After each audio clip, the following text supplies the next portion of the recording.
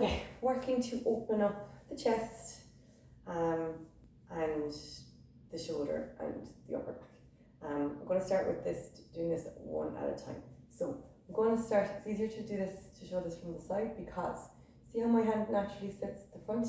This is the optimal position. So that's where you're going to start. You're going to not force yourself, but actively go into that position. So the seam of your pants, or where your hip bone is, where your femur goes into your hip. From here, then start turning.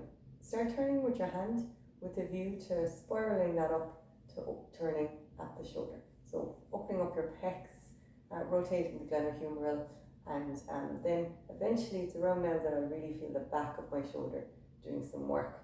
Go to that end range.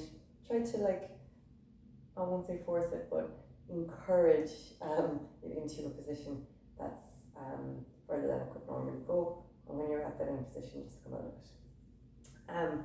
Something else to focus on is to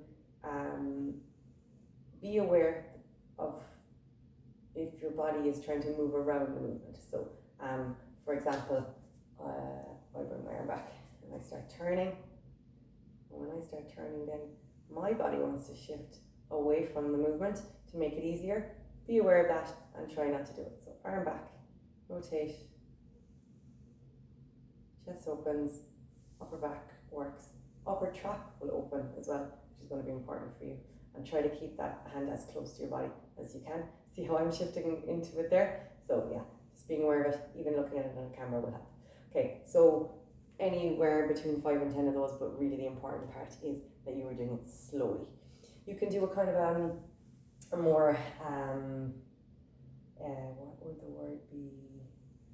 Like a less intricate version of it as well, by using two hands. Again, start with them behind and then start that rotation, but lifting up that chest, opening up the chest, and when you're at that end point, then you're going to come back, rolling, rounding, and feeling that upper back rounding. For me, when I do this, I can feel an opening all the way down as far as my butt, even down into my hamstrings. So going from here